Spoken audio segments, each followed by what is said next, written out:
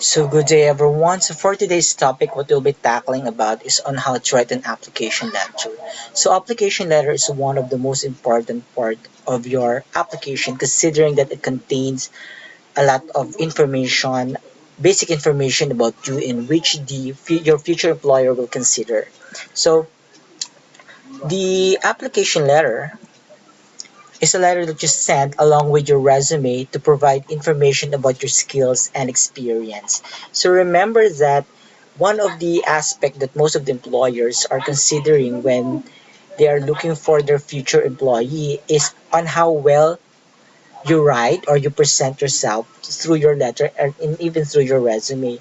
So if they see that you are not good with your grammar, that you are not good when it comes to presenting yourself through letter, then there's a possibility that they might not consider you on the position that you're applying for, especially if you're applying for a company that is very particular when it comes to communication skills.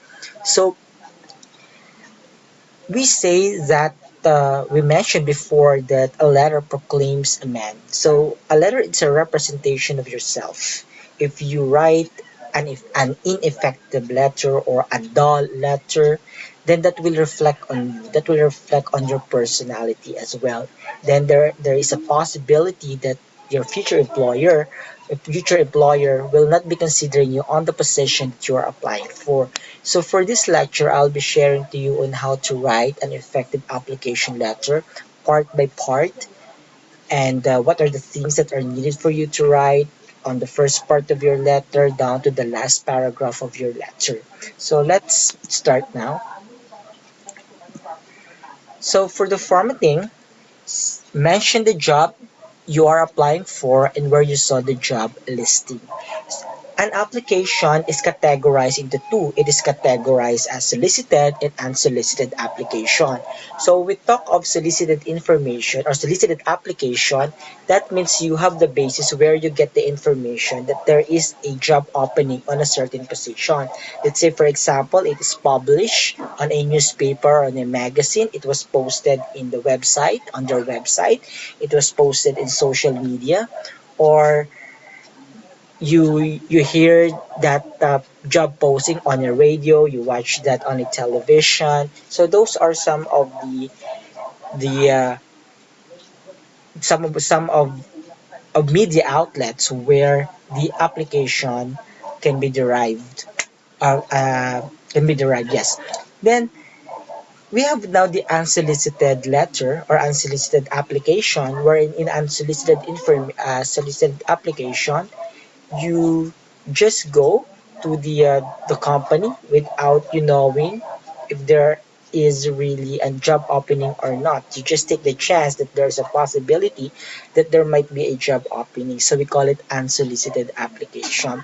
So since most of the application letter are solicited, most of the application letters are solicited one, then you can specify that on your letter. If it's not unsolicited, if it is unsolicited, then there's a possibility that you should not mention that on your letter.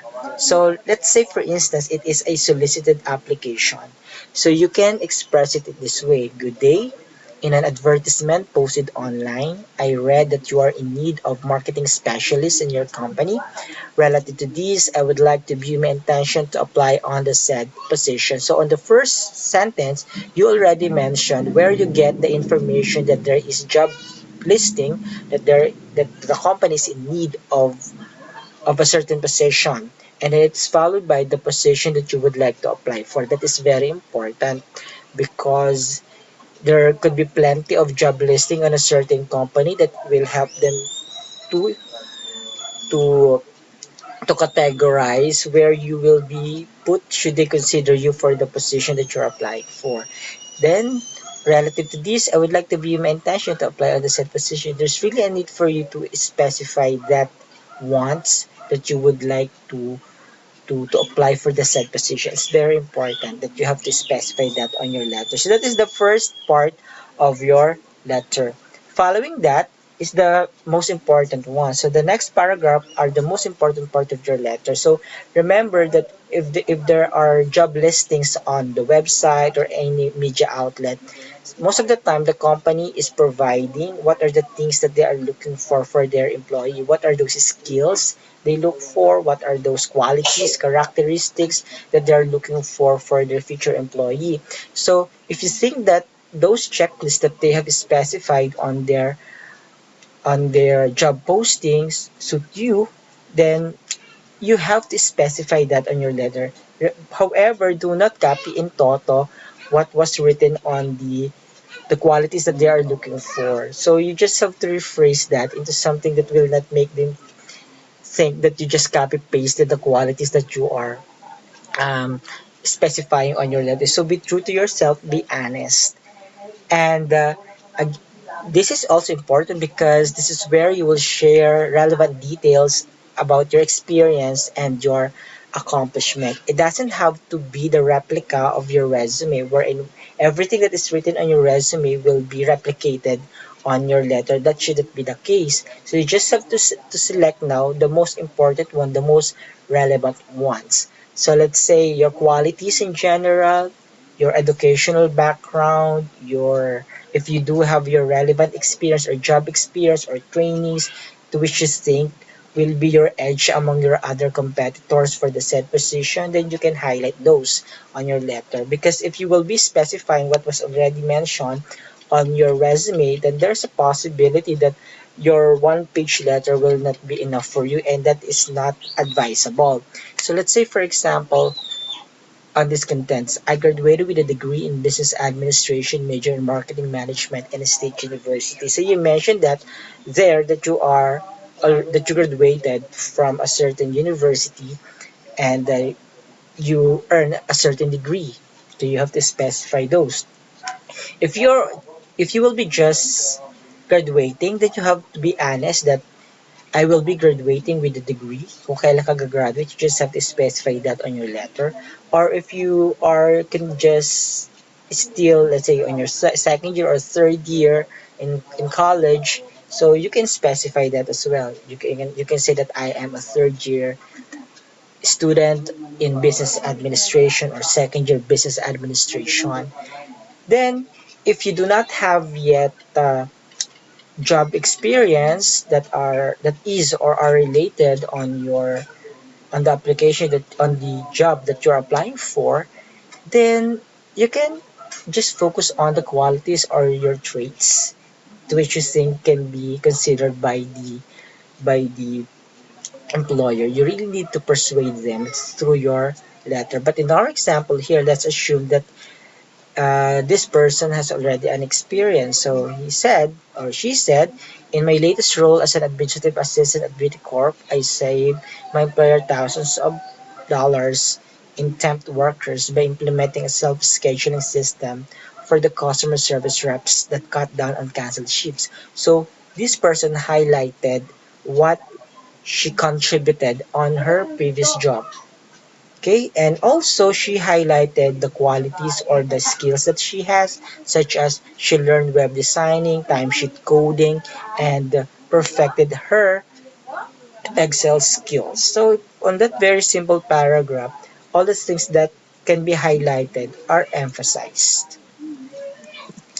So, the last part of your letter will be your thank you or your gratitude to your future employer, and you can also offer follow-up information. When you would like to offer follow-up information, you have to specify your cell phone number, your email address, or any contact information about you for them to have a way or means to connect or to contact you should they will be considering you on the position. So for example here, I've attached here with my resume for your consideration and hope to speak with you soon about your needs for the role. Thank you very much. So you specify there that you have your resume. And of course, apparently, resume is always attached with your letter. So it's your cover. We call it the cover letter, okay, because it is placed before the resume.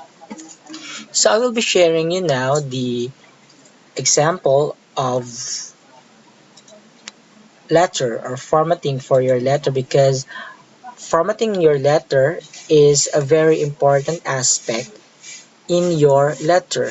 So if you do not properly format your letter, then that will give the employer an impression that you are really not good when it comes to formatting or when it comes to details. So remember, writing a letter requires you to be vivid on your formatting, on the capitalization, on the proper punctuation mark. All the mechanics of writing should be considered in just on the on a one-page letter. So, for example, if you will be considering to use a block format, so you notice here that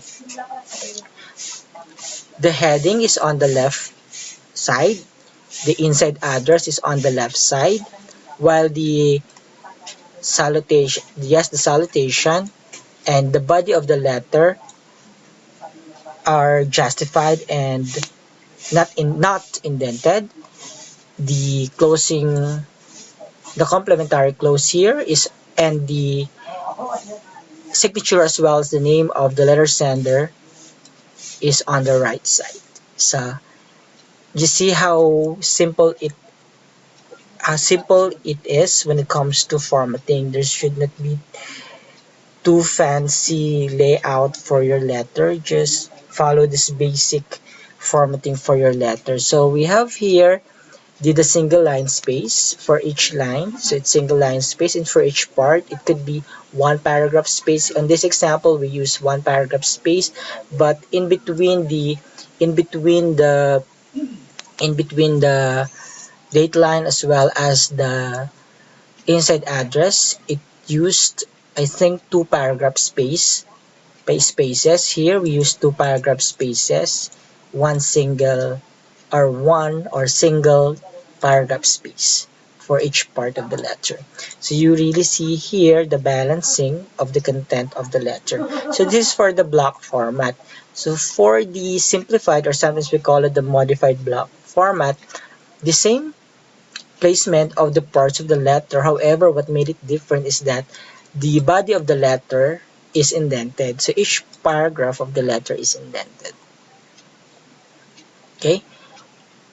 And lastly, we have the full block format. For the full block format, all the parts of the letter are on the left side.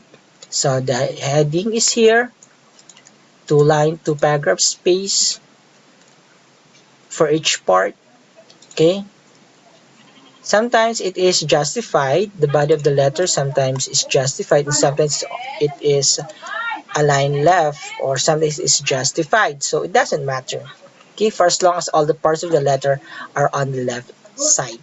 Okay, so you might be asking, what if the let the person whom you will be sending a letter is not specified on the job posting?